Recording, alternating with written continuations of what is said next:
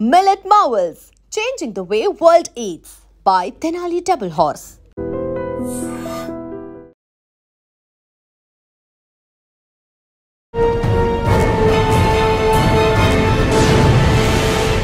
ఈ వారం మన guest one of the best investigation officer, పేరు రామకృష్ణ గారు. 2004 batch officer, sub inspector police, Bhogapuram, Vizianagaram.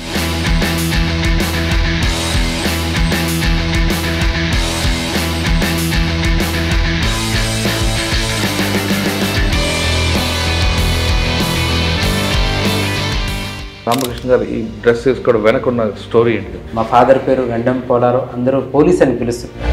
ఎక్స్పెక్టెడ్గా 2013లో మా ఫాదర్ చనిపోయారు. సుమారుగా 3-4 టైమ్స్ మేము అంబుష్ల నుంచి తప్పించుకున్నాం మా మీద అటాక్స్.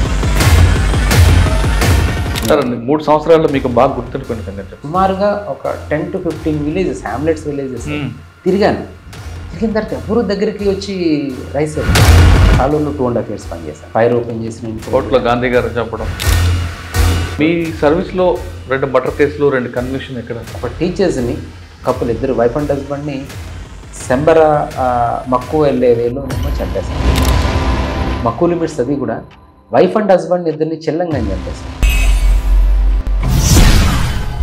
ఈ ఇన్సిడెంట్లో వన్ ఆఫ్ ద అక్యూజ్డ్ కొడుకు కొత్తగా మొబైల్ కొనుక్కు, దానితో పాటు మీకు ఇప్పుడు రేప్ కేసు, ఒక 8 years అమ్మాయి మీద సెక్షువల్ అసాల్ట్ చేశాడు. బెయిల్ మీద వచ్చి బయట ఉన్నాడు. సేమ్ పర్సన్ 2024లో నేను జాయిన్ అయ్యేసరికి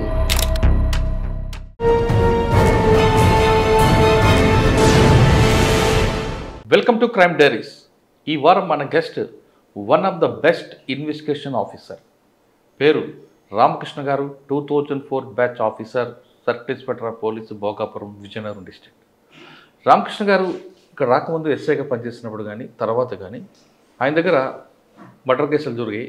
ఆ మర్డర్ కేసులో ఇన్వెస్టిగేషన్ చేయడం, ఛార్జ్ షీట్ వేయడం, కన్విక్షన్ తీసుకురావడం వరకు ఆయన చేశారు. అంటే ఒక కేసుని అరెస్ట్ చేయడం కాకుండా అందులో కన్విక్షన్ తీసుకురావడం కనుక ప్రతి పోలీస్ ఆఫీసర్కి ఒక మంచి అచీవ్మెంట్ ఉంటుంది. అవి రామకృష్ణ గారి రికార్డులు ఉన్నాయి. అంతేకాకుండా ఆయన నక్సల్స్ మూవ్మెంట్లో పనిచేశారు. తర్వాత ఆయనకి ఎక్కువగా సోషల్ సర్వీస్ చేయడంలో ఎక్కువ ఇంట్రెస్ట్ కనిపిస్తుంది. వాటితో పాటు మెన్ని దగ్గర తీయడం, మెన్ వెల్ఫేర్ చూడడంలో ఆయనకు ఒక ప్రత్యేక మార్క్ ఉంది. రామకృష్ణ గారు అడిగి ఆయన సర్వీసులకు వచ్చినప్పుడు ఎలా ఉంది, ఈ ప్రస్తుత పరిస్థితి ఎలా ఉంది, ప్రస్తుతం సైబర్ క్రైమ్ ఎక్కువగా నడుస్తుంది కాబట్టి సైబర్ క్రైమ్ పట్ల ఎవరు విక్టిమ్ కాకుండా ఉండాలంటే ఏం చేయాలనే విషయాన్ని రామకృష్ణ గారు అడిగారు. సార్ నమస్తే అండి. జి రామకృష్ణ గారు, 2004 batch, inspector of police, Bhogapuram. Okay, మీరు మీ సర్వీస్లో 2 డబుల్ మర్డర్ కేసుల్లో కూడా కన్విక్షన్ వచ్చింది. అంటే ప్రతి ఆఫీసర్ కూడా కన్విక్షన్ తీసుకొస్తేనే అదొక అచీవ్మెంట్. మర్డర్ జరగడం, దాని ఛార్జ్ షీట్ వేయడం, అరెస్ట్ చేయడం అన్నది రొటీన్గా జరిగేది. కన్విక్షన్ వచ్చిందంటే అది క్లైమాక్స్ అంటది. అందులో మీకు క్లైమాక్స్లో కూడా మీకు సక్సెస్ ఉంది. తర్వాత డిపార్ట్మెంట్లోకి వచ్చాక నక్సల్స్ మూవ్మెంట్, అన్ని ప్రాంతాలన్నీ కూడా కనిపిస్తున్నాయి. అయితే మీరు డిపార్ట్మెంట్లో వచ్చే టైంలో ఒక క్రైమ్ ఉంది, వైట్ కాలర్ ట్రెడిషనల్ క్రైమ్ మీరు చూసుంటారు, వైట్ కాలర్ రెఫరెన్స్ చూస్తుంటారు. ప్రస్తుతం సైబర్ క్రైమ్. సైబర్ క్రైమ్లో భోగాపురం సర్కిల్లో ఉన్న మీ పోలీస్ స్టేషన్లో ఎవరు కూడా, ఆ పరిధిలో ఉన్న ప్రజలు ఎవరు కూడా బాధితులు కాకుండా ఉండాలి, ఏం చేయాలి? ఇప్పుడున్న ఎస్పీ గారి యొక్క మోటివేషన్ ఎలా మీకు పనికి వస్తుంది? ఆయన రెగ్యులర్గా సోషల్ మీడియా మీద, అదేవిధంగా సైబర్ క్రైమ్ మీద ఎక్కువగా వాడడం, డ్రోన్లు వాడడం అన్నీ కూడా చేస్తున్నారు కాబట్టి ఆ ఇంపాక్ట్ మీరు ఎలా క్యాచ్ చేస్తున్నారు? ఆ టెక్నాలజీని గ్రౌండ్ లెవెల్ వరకు ఏ విధంగా తీసుకొస్తున్నారు? ఈ ప్రశ్నకు సమాధానం చెప్పే ముందు రామకృష్ణ గారి కుటుంబం, రామకృష్ణ గారు ఈ డ్రెస్ వేసుకోవడం వెనకున్న స్టోరీ ఏంటి? అది నేను విజయరామరాజపేట అని చెప్పి గ్రామం సార్, చోడవరం దగ్గరలో ఉంటుంది. ఇది వైజాగ్ జిల్లా, ఇనీషియల్గా ఇప్పుడు అనకాపల్లి జిల్లా. నేను చాలా పూర్ బ్యాక్గ్రౌండ్ నుంచి వచ్చాను. మా ఫాదర్ పేరు గండం పోలారు, అందరూ పోలీస్ అని పిలుస్తుంటారు. అంటే పోలీస్ కాదు, మా ఫాదర్ పేరు పోలీస్ అని పిలుస్తుంటారు. మా ఊర్లో పోలారావు అంటే తెలీదు, పోలీస్ అంటేనే తెలుసు. అయితే విలేజ్ కాబట్టి ఎవరైనా సరే ఈజీగా పోలీస్ అని పిలిచేవారు. ఎందుకు బ్యాక్ ఎండ్లో ఆ రీజన్ అంటే కనుక మా ఫాదర్ పోలీస్ సెలక్షన్కి వెళ్ళినప్పుడు హైట్ చాలకపోవడం వల్ల ఇనీషియల్గా సెలెక్ట్ అవ్వలేకపోయారు. ఆ ప్రాక్టీస్, ఆ ఓరియంటేషన్తో ఉండడం వల్ల అందరూ పోలీస్ అని చెప్పి చిన్నప్పటి నుంచి మా ఫాదర్ని పిలవడం వల్ల పోలీస్. నేను మా గ్రామానికి పోతే నేను పోలీస్ కొడుకనే అంటారు. అంటే నన్ను బాగా నాన్నగారు కోరికను మీరు తీసుకున్నారు. ఇది జనరల్గా మా ఫాదర్ కోరిక నేను తీర్చాను అనేటటువంటిది మా విలేజ్లోకి వెళ్తే పోలీస్ కొడుకు ఎస్ఐ అయ్యాడు, పోలీస్ అవ్వలేకపోయినా కొడుకు ఎస్ఐ అయ్యాడు అని చెప్పి అలా చెప్తుండడం మా ఫాదరు చాలా హ్యాపీ ఫీల్ అయ్యేవారు. నాకు ఇప్పుడు కూడా ఇప్పటికీ కూడా పోలీస్ కొడుకు అని పిలిపించుకోవడమే చాలా ఎక్కువ హ్యాపీ అనిపిస్తుంటుంది. ఇది మా పేరెంట్స్ జయలక్ష్మి అని చెప్పి మా మదర్ అన్ఎక్స్పెక్టెడ్గా 2013లో మా ఫాదరు చనిపోయారు సమ్ ఇల్ హెల్త్ వల్ల. చాలా యాక్టివ్గా ఉండేవారు. ఆయనకి ఏంటంటే పోలీస్ అంటే విపరీతమైనటువంటి అభిమానం. లక్కీగా ఏంటంటే నేను అలా సెలెక్ట్ అవ్వడం కూడా నాకు ఎక్కువగా హ్యాపీనెస్ అనిపించేటటువంటి. నేను చిన్నప్పటి నుంచి పోలీస్ని అది దగ్గరగా చూసేవాడిని. అంటే మాది జనరల్గా అక్కడ విజయరామరాజుపేట అని చెప్పి అక్కడ మాదో షాప్, అది రామా పాన్ షాప్ అని ఉండేది. నేను చిన్నప్పుడు మా ఫాదర్ అలా ముందు నుంచి ఆ బిజినెస్ ఉండేవారు. రామా పాన్ షాప్ అని చెప్పి ఉంటుంది షాప్, ఇప్పటికీ ఉంది షాప్. అయితే అక్కడి నుంచి వచ్చిన వాడిని ఎవరు పోలీస్ ఏంటంటే పోలీస్ ఎవరు వచ్చినా జంక్షన్లో నాగడం, అక్కడ ఉన్నటువంటి షాపుల వాళ్ళతో మాట్లాడటం. అలా మా ఫాదర్కి ఏంటంటే ఎవ్రీ పోలీస్ ఆఫీసర్ అక్కడ పనిచేసే ఎస్ఐ గారు కానీ సిబ్బంది కానీ రావడం, మా షాప్ దగ్గర రావడం, కూర్చోవడం.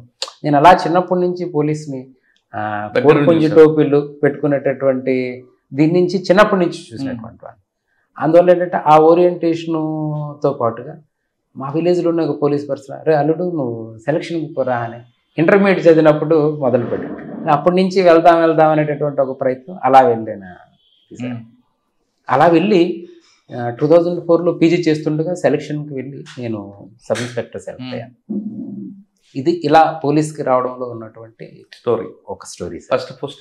First posting training police academy training తర్వాత నీలకంఠపురంలో పనిచేశాను. శ్రీకాకుళం లేదు సార్, విజయనగరం డిస్ట్రిక్ట్లో నీలకంఠపురం ఉండేది. నీలకంఠపురం అనేది లాస్ట్ పోలీస్ స్టేషన్ విజయనగరం జిల్లాకి. అంటే గుమ్మలక్ష్మీపురం దాటిన తర్వాత అంటే కురుపాం మండలంలో 2 పోలీస్ స్టేషన్స్ వస్తాయి. ఒకటి కురుపాము, రెండోది నీలకంఠపురం. నేను 2006లో జాయినింగ్ పోస్టింగ్కి వెళ్ళేటప్పటికి కంప్లీట్గా ఈ జిల్లాలో ఎక్స్ట్రీమిజం హైయెస్ట్ ఉండేటటువంటి ప్రాంతం నీలకంఠపురం. ఎవరండి ఎస్పీ? ఎవరు ఫస్ట్ ఎస్పీ? ఎస్పీ గారు నేను పనిచేసేటప్పుడు విక్రమ్ సింగ్ మాన్ ఉండేవారు. రైట్ నో ఇప్పుడు ఎడిషనల్ డీజీ తెలంగాణలో తెలంగాణ సిటీ. నన్ను చాలా ఇన్స్పైర్ చేసినటువంటి పోలీస్ ఆఫీసర్. ఎందుకంటే ఏజెన్సీలో ఉండడం అన్నది ఒక ఇంత డిఫికల్టీ థింగ్. బట్ నేను పనిచేసేటప్పుడు అలా కన్ఫైన్ అయ్యి ఆ ప్రిన్సెస్లోనే ఉండడం తప్ప బయటికి లిబరల్గా తిరగడం కానీ చేయడం కానీ ఉండేటటువంటిది కాదు. రెండోది ఎక్స్ట్రీమిజం ఎఫెక్ట్ కూడా చాలా ఎక్కువ ఉండేటటువంటి ప్రాంతం, కంప్లీట్గా ఏజెన్సీ ఏరియా. మేము విలేజెస్కి పోయేటప్పుడు కనీసం దగ్గరికి కూడా పోలీసు వచ్చేవారు కాదు. అటువంటి ప్రాంతంలో పనిచేసేది. రెండోది హై రిస్క్ ఉన్నటువంటి ఏరియా. సుమారుగా 3-4 టైమ్స్ మేము అంబుష్ల నుంచి తప్పించుకున్నాం మా మీద అటాక్స్లో. అంటే ఆ ప్రాంతంలో సెంట్రల్ కమిటీ మెంబర్ కూడా. Yes sir. ఇప్పుడు ఎవరైతే రీసెంట్గా ఎన్కౌంటర్స్లో కొంతమంది చనిపోయారో వాళ్ళు కూడా ఆ సమయంలో ఆ ఏరియాలో ఆపరేషన్స్లో ఉండేవారు. ఆ ప్రాంతంలో తిరిగేటటువంటి శ్రీకాకుళం డివిజన్ కమిటీ అని ఉండేది. మేము ఇవన్నీ కూడా ఇప్పుడు ప్రజెంట్ అయితే ఎగ్జిస్టెన్స్లో లేవు కానీ ఇవన్నీ కూడా ఉండేవి. Kondabareddi area committee, Nagavali area committee అని చెప్పి ఏరియా కమిటీ, శ్రీకాకుళం డివిజన్ కమిటీలోనే ఏరియా కమిటీస్ అని చెప్పి ఒక్కొక్క ఏరియాలో ఒక్కొక్కరు ఆపరేషన్స్ ఉంటాయి. బట్ నేను పనిచేసే టైంలో ఉన్నటువంటి ఎస్పీ గారు విక్రమ్ సింగ్ మాన్ గారి గురించి హైలీ చాలా మోటివేట్ చేసేవారు. ఎందుకంటే మేమందరం బ్యాచిలర్స్, ఆ ఏజెన్సీలో ఉండేవాళ్ళం, లీవ్ పెట్టకుండా. బట్ నీలకంఠపురంలో పనిచేయడంలో ఏంటంటే సార్ అక్కడ మలేరియాతో ఎఫెక్ట్ అయ్యి ఎక్కువ కాలం మెడికల్ లీవ్లు ఉండేవారు. బట్ నేను పనిచేసిన 3 సంవత్సరాల్లో ఒక్కసారి కూడా నేను ఇల్ హెల్త్కి ఎఫెక్ట్ అవ్వలేదు. నేను అథ్లెటిక్స్ చేసేవాడిని. అదొక అడ్వాంటేజ్ అయింది నాకు. 3 సంవత్సరాల్లో మీకు బాగా గుర్తుండిపోయిన సంగతి చెప్పండి. నేను 3 సంవత్సరాల్లో గుర్తున్నటువంటి మొదటి సంఘటన, నేను ఒకరోజు కూంబింగ్ని సిబ్బందితో పాటు వెళ్ళేటప్పుడు ఒక వర్షం పడిపోవడం వల్ల ఒకరోజు ఎక్స్ట్రా మేము 1.5 డే ఎక్స్ట్రా ఫీల్డ్లో ఉండాల్సి వచ్చింది. మేము పట్టుకెళ్ళినటువంటి ఫుడ్ మొత్తం అయిపోయింది. నేను చాలా ప్రాంతాలు రైస్ ఇమ్మని తిరిగారు. రైస్ భోజనం మాకు ఫుడ్ అయిపోయింది. రైస్ ఉంటే అట్లీస్ట్ గంజి తాగి వచ్చేద్దామనే కాన్సెప్ట్కి రైస్ కోసం సుమారుగా ఒక 10 to 15 విలేజెస్, హ్యామ్లెట్స్ విలేజెస్ తిరిగాను. తిరిగిన తర్వాత ఎవరు దగ్గరికి వచ్చి రైస్ ఇవ్వలేదు. ఒక కాంట్రాక్టర్ మన్మధరావు అని, ఇప్పటికీ నాకు ఆ పేరు కూడా గుర్తుంది. This is my first experience. ఆయన పాపం ఒక అరగంట తిరిగి నాకు ఒక 2 కేజీలు, మేము 20 మంది ఉన్నాం, 2 కేజీలు బియ్యం తీసుకొచ్చి ఇచ్చాడు నాకు, తీసుకొచ్చి ఫీల్డ్లో. 20 మందికి ఏంటంటే కొద్దిగా గంజది పెట్టి ఆ రోజు కడుపు చల్లబడింది, తిరిగి వచ్చింది. అది ఒక ఆ ఏజెన్సీలో ఆ పరిస్థితిలో ఉన్నటువంటి నేను ఈ 3 yearsలో పోలీస్ అంటే దగ్గరికి వచ్చేటటువంటి పరిస్థితి, మా దగ్గరికి వచ్చేటటువంటి పరిస్థితి, అలాగే అందరికి వాళ్ళకి ఏ గ్రీవెన్స్ ఉన్నా పోలీస్ చేస్తారు అనేటటువంటి ఒక పరిస్థితికి ఆ ప్రాంతంలో పనిచేసేటప్పుడు నేను తీసుకురాగలిగాను. Officers support. అదే పబ్లిక్ పోలీసు దగ్గర రావాలంటే ఒకప్పుడు భయం ఉండేది. మీరు చెప్తే నీలకంఠపురంలో పురం, లేదంటే కురుపాం కానీ, జిఎల్ పురం, ఎల్లంపేట అవన్నీ కూడా అదే సిచ్యువేషన్. కానీ మీరు పనిచేసిన ప్రాంతంలో ప్రజలు పోలీసుల మీద నమ్మకంతో స్టేషన్కి వచ్చే విధంగా మీరు ఏం చేశారు? ఇప్పుడు వాళ్ళకి మేజర్ గ్రీవెన్స్ జనరల్గా రోడ్ అనేది ఒక డిఫెక్ట్ సార్. రెండోది మెడికల్ అండ్ ఎడ్యుకేషన్, ఈ 3 వాళ్ళకు ఉన్నటువంటి డిఫెక్ట్స్. అక్కడ టీచర్స్ సరిగా వెళ్ళకపోవడం అది ఉంటే మనకి POITDA ఉండేవారు పార్వతీపురంలో. అంటే ట్రైబల్ ఏరియాకి మొత్తంలో ఏదైనా గ్రీవెన్స్ మాకు ASP గారు ఉండేవారు అప్పట్లో, ఎప్పుడు పనిచేసినా కూడా. ఎవరండి పేరు? అంటే ముందు అప్పట్లో DSP గారు, నేను పనిచేసేటప్పుడు DSP గారు ఉండేవారు, నూక సుదర్శన్ రావు అని చెప్పి. సుదర్శన్ రావు, ఓకే, బిలాంగ్స్ టు శ్రీకాకుళం. ఆయన రిటైర్ అయిపోయారు సబ్సిక్వెంట్గా. అప్పటికే DSP గారితో మాట్లాడడం కానీ, లేదంటే SP గారు, ఏజెన్సీలు ఏంటంటే డైరెక్ట్గా SP గారికి సరే ఈ ప్రాబ్లం ఉంది అని అంటే కనుక DSP గారికి చెప్తే SP గారి నాలెడ్జ్లో పెట్టేవారు. SP గారు PO గారితో మాట్లాడి మెడికల్ ఫెసిలిటీ మేమే దగ్గరుండి తీసుకెళ్లే వాళ్ళం, మెడికల్ క్యాంప్స్ ఆర్గనైజ్ చేసేవాళ్ళం. యూత్కి ఏంటంటే స్పోర్ట్స్ మీదేమో వాళ్ళకి ఆసక్తి ఉంటుంది కాబట్టి స్పోర్ట్స్ కిట్స్ తీసుకెళ్ళి ఇవ్వడం కానీ, ఇందులో బాగా ఆడేటటువంటి వాళ్ళని తీసుకెళ్ళి ప్లేకి విజయనగరం వాళ్ళని కోచింగ్స్కి వాటికి పంపించడం కానీ, ఏజెన్సీలో ఉండేటటువంటి వాళ్ళకి కొద్దిగా ఇల్ హెల్త్ ఉంటే సర్జరీస్కి వాటికి ఎలా చేయించుకోలేదు మెడికల్ క్యాంప్ పెట్టినప్పుడు చేసి మనం ఐడెంటిఫై చేసేవాళ్ళం, సో ప్రాబ్లం ఉంది అని చెప్పి వాళ్ళకి తీసుకెళ్ళి హాస్పిటల్లో డాక్టర్ గారితోనేమో మొండెంకల్లో అవుట్ పోస్ట్ ఉండేది మాకు. అలాగే వాళ్ళు శాండీ రోజు తప్ప రారండి, మంగళవారం రోజు మొండెంకల్లో శాండీ జరుగుతుంది. ఆ హాస్పిటల్కి వచ్చేటప్పుడు డాక్టర్తో మాట్లాడి వాళ్ళకి అవసరమైనటువంటి ఫస్ట్ ఎయిడ్ చేయించడం కానీ, సర్జరీకి అవసరమైతే వాళ్ళు కొద్దిగా మోటివేట్ చేసి ఏదైనా వెహికల్ ఇచ్చి పార్వతీపురం హాస్పిటల్కి సర్జరీ కోసం పంపించడం కానీ, ఇలా గ్రాడ్యువల్గా చేయడం వల్ల లాంగ్ రన్లో, ఎందుకంటే ఒక రోజులో జరిగిపోయింది కాదు, ఎవ్రీడే మేము విలేజ్ విజిట్కి వెళ్ళేటప్పుడు ఈ ప్రక్రియ చేసేవాళ్ళం.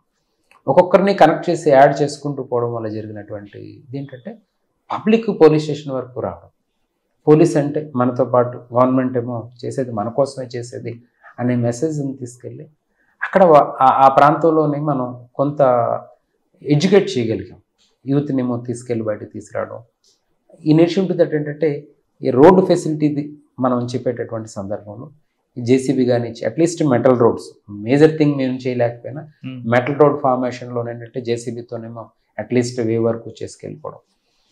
ఆటోలో ఎవరైనా సరే కొద్దిగా ప్రైసెస్ కనుక ఛార్జ్ చేస్తే వాళ్ళతో మాట్లాడి కొద్దిగా లో ప్రైసెస్లో, ఎందుకంటే ఏజెన్సీలో ఉండేటటువంటి వాళ్ళకి పూర్ బ్యాక్గ్రౌండ్లో ఉన్నటువంటి వాళ్ళు ఈ ఆటోలోనేమో 30 రూపీస్ 40 రూపీస్ పే చేసి ట్రావెల్ చేయలేరు కాబట్టి వాళ్ళతో మాట్లాడి కొద్దిగా మోటివేట్ చేసి తగ్గించేమో తీసుకెళ్ళి వెళ్ళేదానికి అలా మనం కొన్ని యాక్టివిటీస్ చేయగలిగాం. అక్కడ ఫస్ట్ నీలకంఠపురంలో మీకు నేను 3 years పనిచేశాను. Successful teacher 100%. During that particular పీరియడ్లో అక్కడి నుంచి నేను విజయనగరం 1 Town SHOగా వచ్చాను. SP గారే నేను 3 years పనిచేసే బాబు నువ్వు ఎక్కడికి వెళ్తావు అన్న ఆప్షన్ నాకు ఇచ్చారు. నేను విజయనగరం 1 Town వెళ్తాను సార్.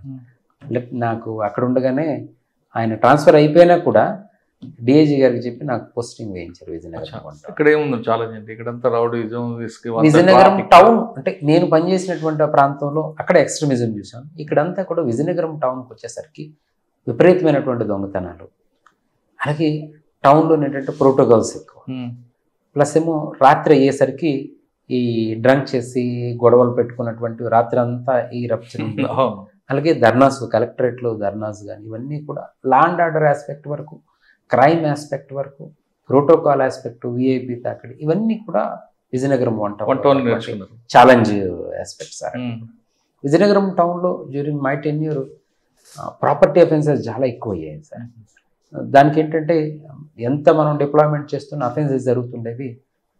దానివల్ల ఏంటంటే ఇక్కడ అవేర్నెస్ కూడా ఇవ్వడం చాలా ఈజీగా తాళం వేసి బీరో మీద తాళపడ్డం, లేదు తలగడ కింద తాళం పెట్టడం, ఇవి క్యాజువల్గా చేసేటటువంటి అంశాలు.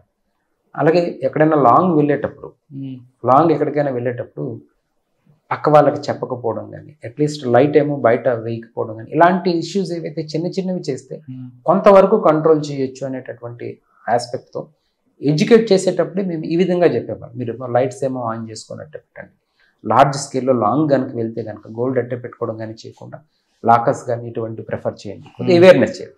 ఇన్ అడిషన్ టు దట్ అఫెండర్స్ని ఎవరెవరైతే అఫెండర్స్ ఉన్నారో, లైక్ కేసెస్ ఏమైతే ఉన్నాయో, చిన్న అఫెండర్ పెద్ద అఫెండర్ కేసు రిజిస్టర్ చేసి మ్యాక్సిమం ఏంటంటే రిమాండ్ పీరియడ్లోనే అట్టే పెట్టేటట్లు చూడడం ఫస్ట్ ఇనీషియల్. ఇక్కడ దొంగతనం చేసేవాడు లోపల ఉన్నాడంటే ఇక్కడ దొంగతనం అన్నది జరగదు కాబట్టి ఫస్ట్ ప్రయారిటీ అదే చూసేవాళ్ళం.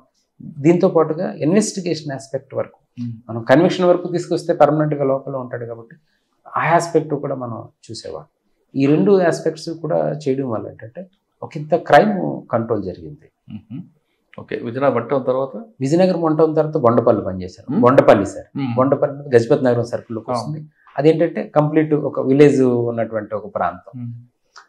నేను జనరల్గా అక్కడ around 18 kilometres stretch only highway ఉంటుంది. యాక్సిడెంట్స్ జరిగాయి అక్కడ, ప్రయారిటీ రోడ్ యాక్సిడెంట్స్. రాంభద్రపురం రోడ్లో అప్ టు గజపతి నగరం వరకు, అంటే విజయనగరం దాటిన తర్వాత నుంచి బొండపల్లి లిమిట్ స్టార్ట్. అక్కడ మధ్యలో 2 రైల్వే గేట్లు ఉన్నా ఇంకా ఎందుకంటే యాక్సిడెంట్స్ అవుతుంటాయి అంటే అది గేట్లు అనేది గజపతి నగరం దాటిన తర్వాత వస్తుంది సార్. బట్ ఇప్పుడు గజపతి నగరం కంటే ముందు టౌన్ దాటిన తర్వాత నుంచి మొదలు ఇది బొండపల్లి లిమిట్స్ అనేది అరౌండ్ 18 కిలోమీటర్స్ స్ట్రెచ్ ఉంటుంది ఇక్కడ నుంచి, టౌన్ నుంచి మొదలు పెడితే. ఇక్కడికి వచ్చేసరికి ఏంటంటే యాక్సిడెంట్సే మేజర్. అలాగే during elections law and order విలేజ్లో నుండి ఇక్కడ మేము చేసింది ఏంటంటే రోడ్ యాక్సిడెంట్స్ వరకు, రోడ్ యాక్సిడెంట్స్కి ఎక్కడైతే ఇల్యూమినేషన్ డిఫెక్ట్ ఉందో అక్కడ ఇల్యూమినేషన్ ప్రొవైడ్, రోడ్డు క్రాస్ చేసేటప్పుడు చీకట్లో రోడ్డు బ్లాక్గా ఉంటుంది, లైటింగ్ ఏమో ఆపోజిట్లో ఏదైనా వెహికల్ వచ్చేటప్పుడు మనకి ఎదురుండేవి కనిపించవు. కాబట్టి ఏంటంటే అక్కడ యాక్సిడెంట్ అనేటటువంటిది ఒక అవగాహన ఉండాలి అనే కోణంతో ఏంటంటే బుషెస్ క్లియర్ చేయడం, ఫస్ట్ ఎక్కడెక్కడైతే కరూస్ ఉన్నాయో బుషెస్ క్లియర్ చేయడం, కొద్దిగా ఇల్యూమినేషన్ ప్రొవైడ్ చేయించడం కానీ, అలాగే సైన్ బోర్డ్స్, రేడియం స్టిక్కర్స్తో సైన్ బోర్డ్స్ పెట్టడం కానీ, ఇది చేయడం వల్ల ఏంటంటే అక్కడ ఒక యాక్సిడెంట్స్ కంట్రోల్ చేయగలిగాం. దీంతో పాటుగా విలేజ్లో ఏంటంటే మనం ఫీల్డ్ లెవెల్లో ప్రతి ఇష్యూ వచ్చిన వెంటనే దాన్ని షార్ట్అవుట్ చేయడం. ఒక కంప్లైంట్ వచ్చింది అంటే on the day it self మనం చేయగలిగితే, అంటే అక్కడ పెట్టి కేసులు ఉంటాయా, 490 ఎక్కువ కనిపిస్తుంది. మేజర్గా బొండపల్లి లిమిట్స్లో పెట్టి కేసెస్ సార్. చిన్న ఇష్యూకి ఊళ్ళో విలేజ్ వరకు వచ్చి మనం షార్ట్అవుట్ చేయకపోతే పెద్ద వరకు వెళ్తుంది. కాబట్టి ప్రైమరీ స్టేజ్లోనే దాన్ని మనం షార్ట్అవుట్ చేయగలిగాము అనేటటువంటిది నేను చెప్తున్నా. రోడ్ యాక్సిడెంట్ బొండపల్లి సార్ ఎక్కువగా ఎన్ఫోర్స్మెంట్కి ప్రయారిటీ ఇచ్చేవారా, ఎడ్యుకేషన్కి ప్రయారిటీ ఇచ్చేవారా?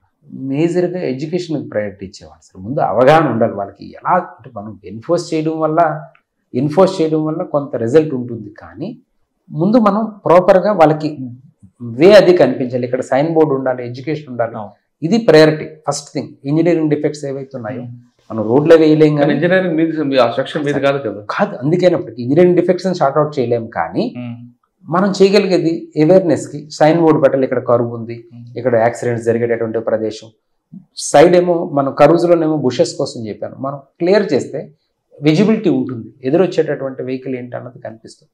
కాబట్టి ముందు చేసింది ఈ వర్క్ చేశాం. తర్వాత ఎన్ఫోర్స్మెంట్ ఏమో ప్యారల్గా ఓవర్లోడ్స్ మీద ఎన్ఫోర్స్మెంట్, ర్యాష్గా వెళ్ళేటటువంటి వాళ్ళు ఫైన్ ఇంపోజ్ చేసేస్తే ఏంటంటే ఇది రెవెన్యూ జనరేషన్ మీద, కానీ మనం ఎన్ఫోర్స్ చేసే కంటే ముందు ఈ థింగ్స్ మనం చేయకుండా కనుక ఎన్ఫోర్స్ చేసుకుంటూ పోతే యాక్సిడెంట్స్ ప్రివెంట్ కావు, ప్లస్ ఏమో నెగిటివ్ జనరేట్ అవుతుంది. మీరు చేయాల్సినటువంటి టాస్క్ చేయకుండా ఎన్ఫోర్స్ చేస్తున్నారనేటటువంటి నెగిటివిటీ అది జనరేట్ అవుతుంది. కాబట్టి ముందు ఈ వర్క్ చేసిన తర్వాత ఎన్ఫోర్స్మెంట్ అన్నది చేయడం జరిగింది. దాని ద్వారా యాక్సిడెంట్స్లో డెత్ రేషియో అన్నది తగ్గించు. హెల్మెట్ మ్యాండేటరీగా పెట్టుకోవాలి. రోడ్డు మీద పోలీస్ స్టేషన్ కాబట్టి హెల్మెట్ లేకపోతే పోలీసులు ఆపేస్తారు అనే మెసేజ్ మేము ఫార్వర్డ్ చేయగలిగాం. బొండపల్లి తర్వాత ఎక్కడికి వచ్చారు? బొండపల్లి తర్వాత అగైన్ DCRBలో పనిచేశాను సార్. DCRBలోనే సబ్ ఇన్స్పెక్టర్గా పనిచేసి అక్కడే ఇన్స్పెక్టర్ ప్రమోషన్. సూపర్. ప్రమోషన్ వచ్చిన తర్వాత నాకు శ్రీకాకుళం ట్రాన్స్ఫర్ చేస్తే SP గారు DCRBకి DIG గారికి చెప్పి మళ్ళీ అగైన్ DCRBలో ఇన్స్పెక్టర్గా వేయించాను. DCRB కూడా నాకు మంచి ఎక్స్పీరియన్స్, ఎందుకంటే ప్రతి ఫైలు అక్కడ చదివి రిమార్క్స్ రాస్తుంటాను. DCRB కంటే ముందు నేను ఇన్వెస్టిగేషన్ మీద ఉన్నటువంటి నాలెడ్జ్ DCRBలో చాలా అంశాలు నేర్చుకున్నాను. ఒక కేసుని స్టడీ చేసేటప్పుడు ఏ విధంగా స్టడీ చేయాలి, ల్యాబ్సెస్ ఎక్కడెక్కడ ఉన్నాయి, దాన్ని మనం ఏ విధంగా ఓవర్కమ్ చేస్తే ప్రాపర్ ఇన్వెస్టిగేషన్ జరుగుతుంది అన్నది DCRBలో నేను 3 ఇయర్స్లో నేర్చుకున్నాను. DCRBలో 3 ఇయర్స్లో పనిచేసినటువంటి సందర్భంలో ఎప్పుడు కూడా ఫలానా ఇన్ఫర్మేషను విజయనగరం డిస్ట్రిక్ట్ నుంచి DGP ఆఫీస్ వరకు వెళ్ళలేదు అనేటటువంటి ఇష్యూ రాలేదు. నేను విజయనగరంలోనే అవైలబుల్ ఉండేవాడిని. స్టాఫ్ అందరినీ మోటివేట్ చేసి కూర్చొని వచ్చిన ఏదైతే మనం రిప్లై ఇవ్వాలో ముందు రిప్లైని మనం అర్థం చేసుకోవాలి. అసలు ఏమేమి డేటా కావాలని అడుగుతున్నారు, దాన్ని మనం అర్థం చేసుకుంటే స్టాఫ్ని కూర్చోబెట్టుకుని దాన్ని తయారు చేసి ఆఫీసర్స్ దగ్గరికి మనం తీసుకెళ్ళి ప్రజెంట్ చేసి చూపించిన తర్వాత అప్రూవ్ చేస్తే మనం ఫార్వర్డ్. ఎందుకంటే సాధారణంగా లా అండ్ ఆర్డర్ ఇస్తానంటే వద్దని DCRBలో ఎక్కువ ఉన్నారు. DCRBకి వెళ్ళడానికి రీజన్ ఏంటంటే సార్, నాకు ప్రమోషన్కి దగ్గరకు వచ్చేటటువంటి ఒక సెషన్ దగ్గరకు వచ్చింది. దానివల్ల ఏంటంటే DCRBకి వెళ్ళిపోతే ప్రమోషన్ ఇచ్చిన తర్వాతప్పటికి ఏదంటే ముందేమి కూడా పనిష్మెంట్స్ ఏమీ ఉండవు అనే కోణంతో ఇమీడియట్గా DCRBకి వెళ్ళిపోవడం. ఓకే, DCRBలో ఉండగానే ప్రమోషన్ వచ్చింది. అక్కడే మళ్ళీ ఇన్స్పెక్టర్గా జాయిన్ అయినాను. తర్వాత నవదీప్ సింగ్ గ్రావెల్ ఎస్పీగా ఉండారు. ఆయన ASP పార్వతీపురంగా పనిచేశారు. అప్పటికి నేను DCRBలో సబ్ ఇన్స్పెక్టర్. తిరిగి ఎస్పీగా ఛార్జ్ తీసుకున్న తర్వాత రామకృష్ణ నువ్వు మళ్ళీ ఇక్కడే ఉన్నావా, చాలా కాలం ఉన్నావు అని అడిగిన తర్వాత ఉండిపోయాను సార్. సార్ దగ్గర నేను అరౌండ్ 6 months పనిచేసిన తర్వాత సారే పోస్టింగ్ సాలూరు CAగా నాకు పోస్టింగ్ జరిగింది. తర్వాత సాలూరులో పనిచేసాను. సాలూరులో 2.5 years పనిచేశాను. లాంగ్ టర్మ్ సాలూరులో నేను పోయేసరికి సాలూరు అంతా కూడా ఒక మోటార్ ఫీల్డ్ ఉండేటటువంటి ప్రాంతం. కొద్దిగా వెన్ కంపేర్ విత్ ఏదైనా ఇష్యూ వస్తే లారీలను రోడ్ల మీద పెట్టేసేటటువంటి పరిస్థితి.